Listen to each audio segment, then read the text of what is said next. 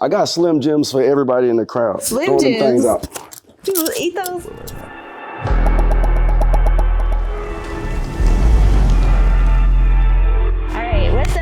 Welcome back to RapTV. It's your girl, Tally Spencer. I got two very special guests in the building today. What's up, Rae Sremmurd? Sremm Live. Sremm Life, Sway Lee, Slim Jimmy. Thank y'all for joining us today here at Rap. Super excited to talk to you guys today. It's been the first interview y'all have done in a minute. To see you guys back together, I definitely want to get into, some of like the early come up from your music history to the run that we had in 2015, 2016 to where we are now and what's coming next. So appreciate you guys for taking the time, and let's just jump right into it. How y'all feeling, first and foremost? I feel amazing. Feeling phenomenal. Great. I'm bald, my head shining. That's a good sign. Okay, you guys both seem like you're in good spirits though overall. How's the start of your year been so far? We're already in March.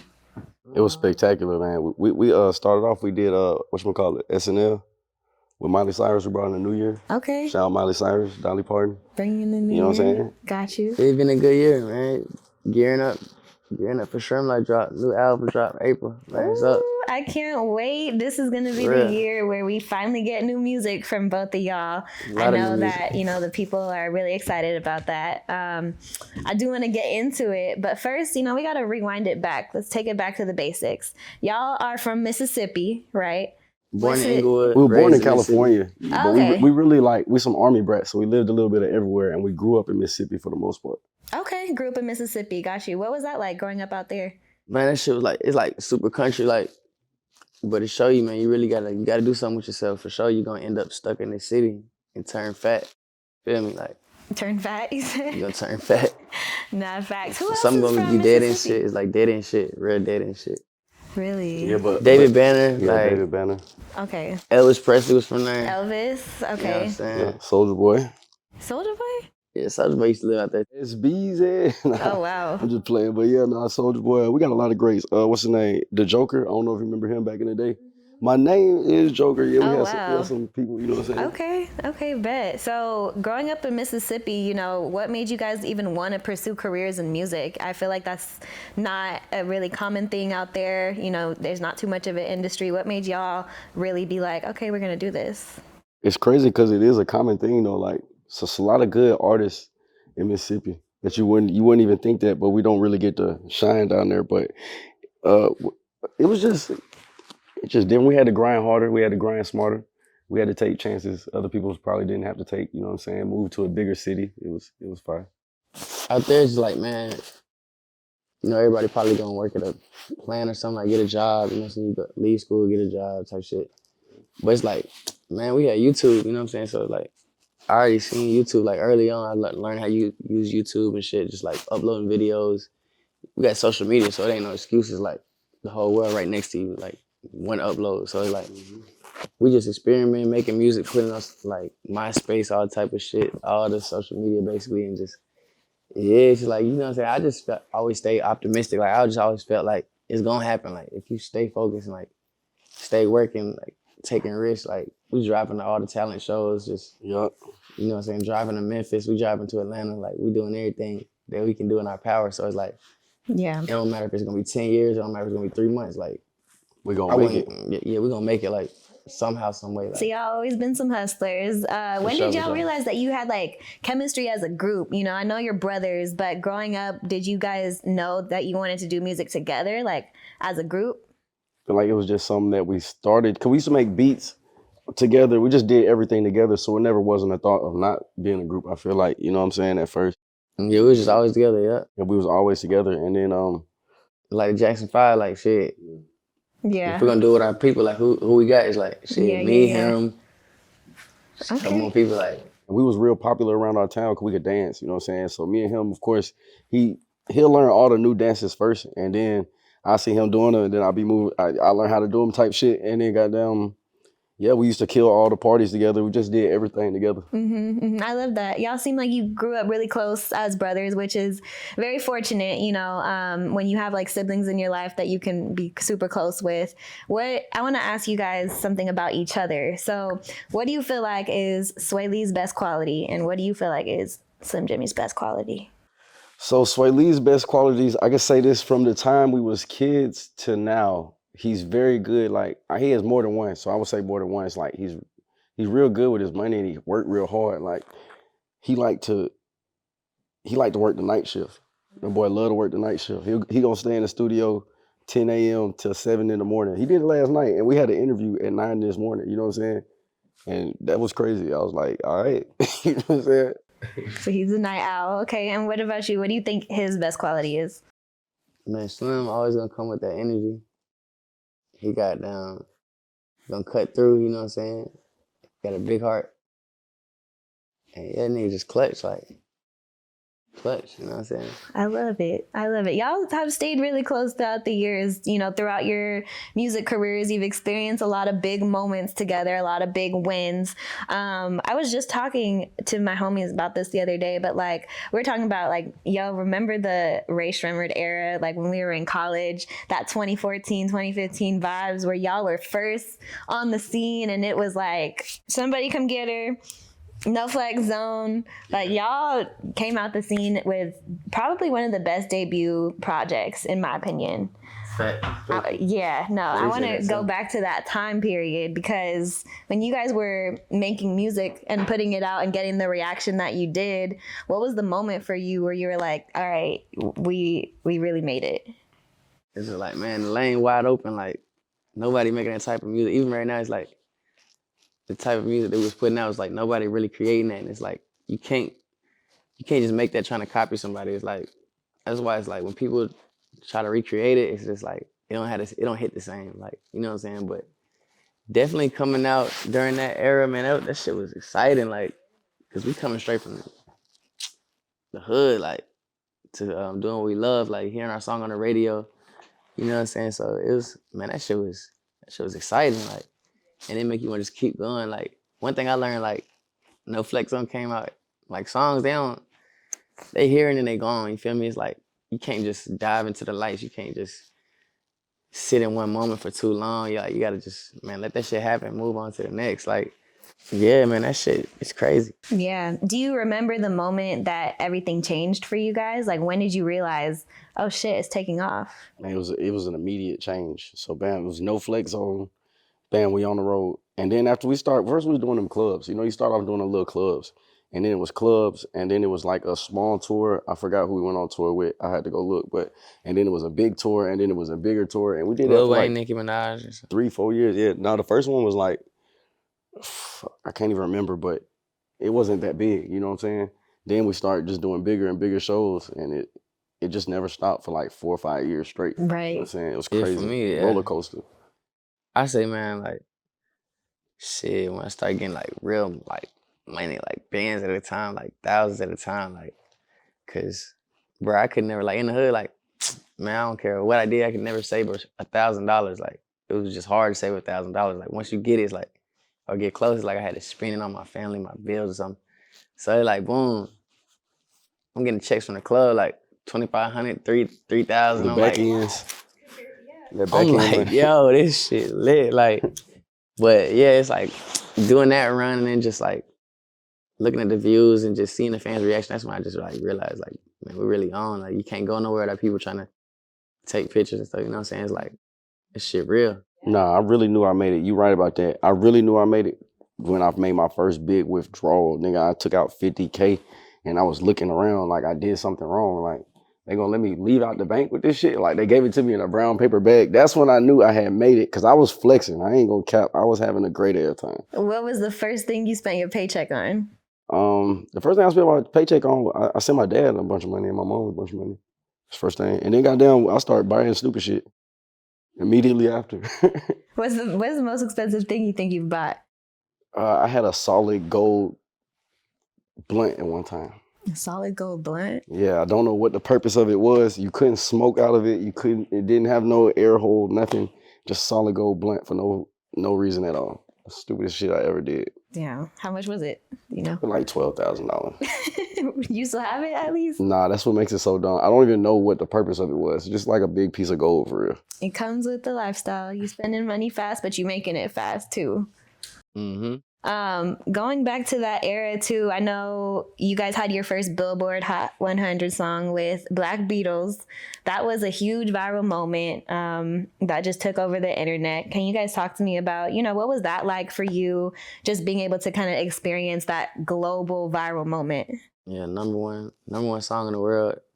That was the beginning of like a change, and not just music, but social media is like that changed the marketing of things. It's like now you got challenges associated with songs, and like it drove it all the way to number one. Like it really brought it to 1,000 different worlds, like worlds that the song alone probably wouldn't have reached. Cause like some people, they got certain filters on their music. They might not listen to rap, but you got Hillary Clinton up here, You got Bill Clinton up here doing the mannequin challenge. Right. So like these people are getting introduced to this whole other world that they never would have heard about through a challenge. They having fun. Send flowers, Yeah. Talking about rap shit, like frat girls still trying to get even, like all these crazy lyrics, but it's like, man, it's dope. It was just part of a transition. You know what I'm saying? What did you think of it when it first came out? Like, what was your reaction when you saw people were like freezing in the moment to the song? Man, we was lit. We was overseas, like we was on tour, a whole Europe tour and stuff. It was just like, man, that song was like the last song we made for that album. So it's like the way we felt about that song and the way the world felt about it, it was like it matched up because it was like, bruh, this song is like some rock and roll trap turn up shit, like, and then for the world to receive it like that, it's like, yeah, you're on the right track, you're on the right path. That's amazing when you actually like think of how it came to fruition and you put it out and it gets received like that. I'm sure that's such a great feeling. But that's been the case with mostly every song y'all have put out. Yeah. When we drop albums, it's like, it's a different energy. No, for sure. And just speaking on that too, like you were consistent. You guys did do a lot. And I feel like it was up into the pandemic where, just things started getting quiet. I know Sway Lee pursued a solo career. So did you. So I want to talk a little bit about, your guys' solo careers and like why that decision came. And talk to me about that. Oh, I didn't really pursue a solo career. I pursued some.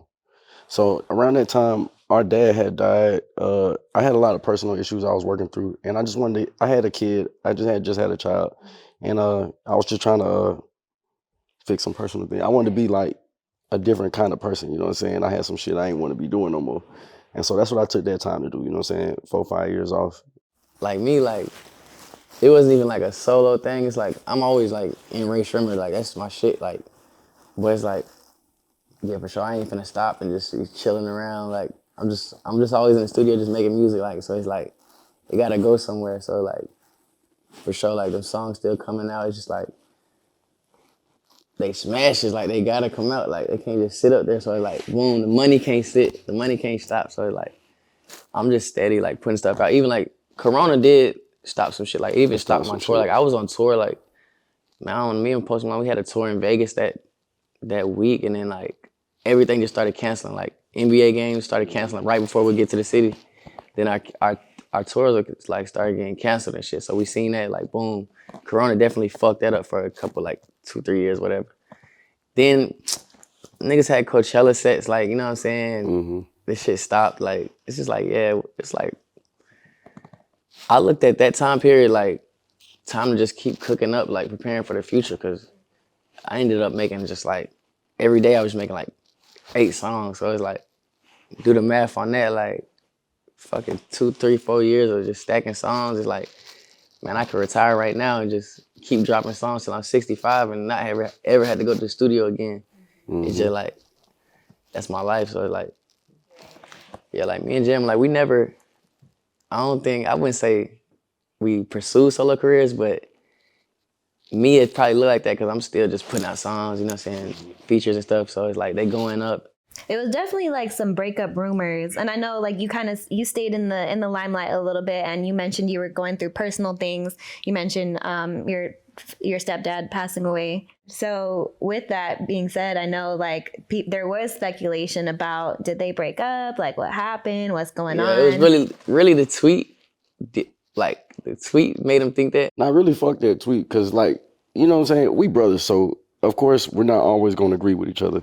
This was a time we was new to fame, we was new to everything. But at the end of the day, we're brothers. Like, and we've been together for so long. It was just a time when we both wanted, we wanted to go, we wanted to do different things. Like me, like I said, I wanted to use that time that I used for personal development. You know what I'm saying? And that's what I did. And Sway wanted to continue doing music. That's what he did. And honestly, I always felt like it was time for him to get his little. See, the nigga make good songs every day. Like I'm in the studio, like, man, this shit hard. Man, this shit hard. So it was time for him to do that. And I wanted my time to myself. So I didn't never see no problem with that. But there was a tweet that I put out which added fuel to the fire. Cause you know, the people in the world just gonna talk. Social media, they gonna talk. They're like, oh, they're gonna split up. What did you say in the tweet? I was like, I don't even remember. I'm not gonna lie. Do you remember? Hell yeah. What I say?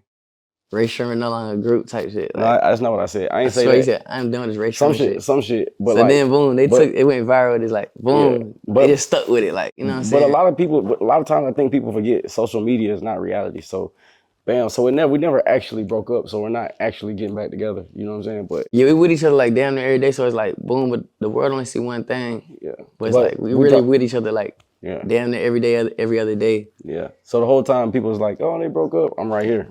He right here. But we ain't giving now it's time like we giving them that product and they actually seeing us together. So it's like they can fully understand like, and they gonna really actually feel the music. And they gonna see what I was saying, like me, every year I want to get better than my last year. So you know what I'm saying? When I'm listening to the albums, when everybody listens to the albums, I feel like when you listen to these, you'll see the development, you'll see the growth. You know what I'm saying? Even in the way I present myself now, you see the development, see the growth, go back and look. I don't like not coming as my best, you know what I'm saying? And that was my problem that I was having with myself before.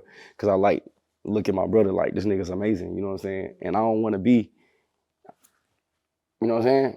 Nah, it ain't even coming like that. You know what I'm saying? I respect that. I respect that a lot. I think sometimes you need to do what you got to do in order to be able to come back better, stronger. And like people just have this idea that it's supposed to be just like this all the time. But sometimes, you know, you got your highs, you got your lows, you're going to come back up. And that's just how it goes. It's life, man. Yeah, it's life. What do you feel like, you know, during that time period where I guess you were really just focusing on you and your personal life, what's like some of the biggest things you've learned about yourself, your career, and you know, your goals? Man, I just learned like I'm a happy person. I'm a fun person.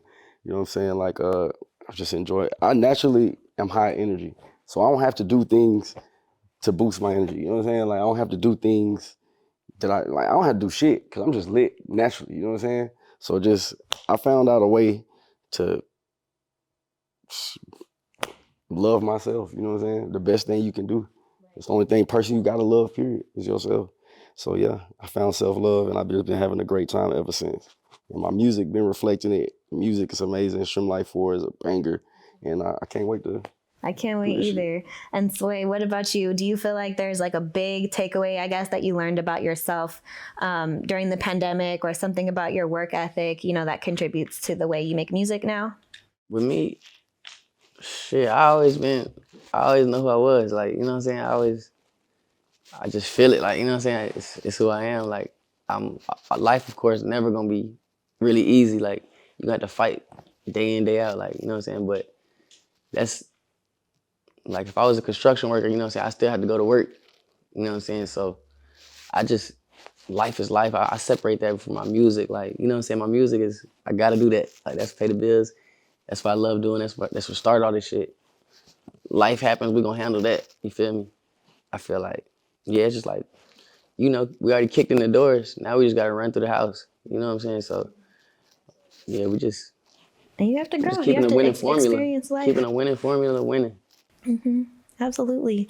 With that being said, I'm excited to get into the new music that's on the way. Sremm Life 4. Sremm 4 going crazy. This year. Okay, so what can you tell me about the project, like sonically? What can we expect from it? How has the sound changed? So it's like this type of album is gonna make you laugh, like dance. It might make some people cry, goddamn, you know what I'm saying? But it's just like, it's a feel-good album. You know what I'm saying? You got heavy 808s, like we 808 freaks, like, you know what I'm saying?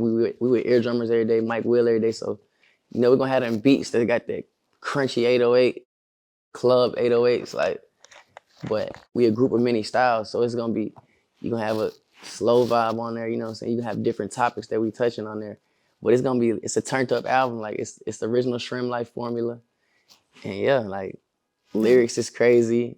We saying off the wall shit, like we not just rhyming wall with hall, you know what I'm saying? We not rhyming hall with tall, like type shit. We really just going crazy, like Okay. saying crazy words, like bars is crazy, they fun. It's just like it's mixed to perfection. Okay. Like we took our time with this jump. Yes, I can imagine. I think the people are ready for it, you know, more than ready. You guys have been teasing it for a little bit. You dropped Denial, which was a really dope song. It came out like end of 2022, right? Yeah. Okay, is that like kind of the vibe, or does that set the tone you feel like for the project at all? I don't feel No, like that was just like that's just for the flavor. fans. That's just one flavor, yeah. Like That's just for the fans. y'all vibe out to this real quick. Like just reminding them, you know, what we can do and how we gonna approach a song. Like we're gonna come different all the time, always. Okay. I know you mentioned that you're gonna, you know, kind of like stick to the formula of what makes Rae Sremmurd. As far as like the sounds, are there any original collaborators on this project that like we can trace back to the early days? I know you mentioned Mike Will. Yeah, we being one keep of it them. true. You already know. I guess I can spoil one. Man, we got, you know what I'm saying, we got there, we got on there. You know, part of Sremm life since 2015. He was on our first project, I think second or third.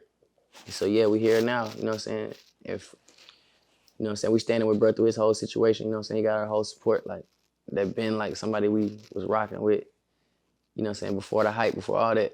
And first, you know, so we got on there. He activated with us, we going crazy, dropping bars, lingo, some lingo shit. Just, man, it's big songs on there. It's big feels on there. Like, yeah, they gonna love this. I'm sure the people have been needing this for some time now. What do you feel like is, you know, something, what do you feel like is something that you hope your audience takes away from this? Like, Rae Sremmurd's back. Like, what do you want them to kind of feel when they hear it? Can't say we back, man. We ain't never left. Mm-hmm. Yeah, we just want to know, like, it's far from over. Like, well, with me, I just want to know it's far from over. Like, it's just the beginning. Like, we ain't never even showed them all our sides yet, you know what I'm saying? But this one is definitely going to introduce some new, like, Rae Sremmurd vibes. Like, a couple they ain't heard from us. I can't wait. I'm really excited for it, especially going into the summertime. We need some new fresh vibes. Perfect. How do you feel like about the TikTok era, I guess, of music? Do you feel like your career would have been a little different had you like came out during right now, like this time? Now we about to give them some shit for that, so we'll see. You know what I'm saying? People say like now we dropping some music and it's the TikTok era. Now let's see what happens. You know what I'm saying? Yeah, they choose what go on the TikTok era, but it's like, you know, we make fun music anyway, so it's gonna go like. We're not gonna make music for TikTok. Like I know people be saying they make music for TikTok or people make music for TikTok. We just make whatever feels true to us, and if it go for TikTok, then that's what's up. Yeah, we just made that type of music. Like our shit already went on TikTok, and we ain't even dropping the TikTok era. It's like it's still going TikTok. Like you can look up all our songs, and they already going on TikTok. So it's like it's just feeding them new product. You know what I'm saying? It's gonna do what it's gonna do. Of course, it's gonna go big, but it's like just feeding them new product. Okay. All right, cool. Now, like you said, I think with the TikTok era of music, it's either you make good music and it ends up on TikTok. Or you don't make good music. Like exactly. Right. Or you make really bad music and it ends up on TikTok and it still goes up. Yeah, right. That's too. Either way. Fact. But yeah, we love TikTok. That shit lit. You on there? You be doing the dances? I can do all the TikTok dances, that shit but lit, like. I still haven't made a video. But you see me in the club, I be doing a little hip thing, pause. You do? Hey, yo! Nah. Nah. I'm dead. I'm excited for that. I know, too, you are going on tour with Post Malone overseas. Talk to me about that. How are we feeling about doing that? You excited? 24 Karat 2. It's my first time going on tour with Post Malone, so you know what I'm saying? I already know how his crowds be. I've seen the audiences before. I know what type of energy he brings. I'm excited to be in that type of environment, you know what I'm saying? And of course, you know, I ain't been on tour in a minute. So yeah, I'm about to fuck some shit up, you know what I'm saying? Real rock stars stuff, you know?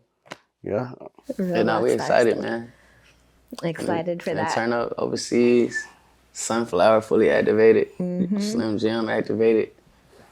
Rae Sremmurd activated. Yeah, it's gonna be turned. Yeah, it's Rae Sremmurd first time We going on definitely tour ain't with seen Post her. Malone. You dig what I'm saying? Yeah. We definitely ain't touched overseas in a minute. Like I know, I was about to say, do you have any countries that you are super excited to visit? London, yeah, London? for sure. Hey, no Yeah. cap. Y'all in sync. Brisbane. I love London, man. I love the vibes out there. I don't know if Brisbane on it. Nice. That's Oh, and Amsterdam too, though. Brisbane in One time Australia. for Amsterdam, no cap. Okay. They started this shit, man. I got to go to the coffee shops.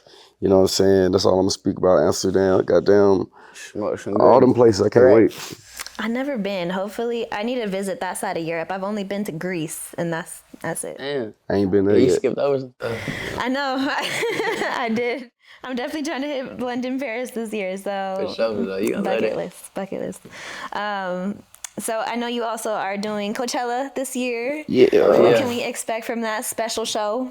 You can expect to be mesmerized. Like, for all the fans that's gonna be at Coachella, man, come on your hippie shit, come on your vibey shit. We really rocking out like Jimi Hendrix. Like, the whole catalog, we doing the whole catalog. We doing some new Sremm Life music. Yeah, just come out, put your glasses on, put your bandanas on. I'm channeling my inner Tupac. I'm channeling my inner DMX. You know, I'm in the gym right now every day. Just know when Coachella come around, I'm gonna have a whole new body. You know what I'm saying? It's gonna be a Benz. Right now I'm in a Toyota. I'm about to make this bitch a Benz. You know what I'm saying? Yeah, thanks. Yeah, it's gonna be a fucking movie, man. We turning that bitch up. I can't wait. I can't wait to. I got Slim Jims for everybody in the crowd. Slim Throwing them things Jims? out. People eat those still. I don't eat beef. I only eat chicken and, you know what I'm saying, fish, but yeah, Slim. Okay, we're gonna be on the lookout for that, hopefully. I'm excited for y'all. Well, before we go, is there anything you want to let your fans know that they can expect from you, or any message you want to leave them with? April, Sremm Life 4. Make sure y'all run to your phones and download that album. You dig what I'm saying? All the fans. It shouldn't be too far away. You know what I'm saying? Your phone shouldn't be too far away. We giving our life to you, man. We giving our lives up. We finna give them to y'all. Sremm Life 4. All the kids, get your mamas and your daddies to And bring download it the in. album. Man, Sremm Life 4 on the way. Y'all heard it here. We'll see you guys next time. I'm your girl, Tally Spencer. This is Rae Sremmurd. Tyler Spencer, the one and only Sremm Life, the one and only, man. Gang, Sremm 4 on the way. We'll see you guys next time.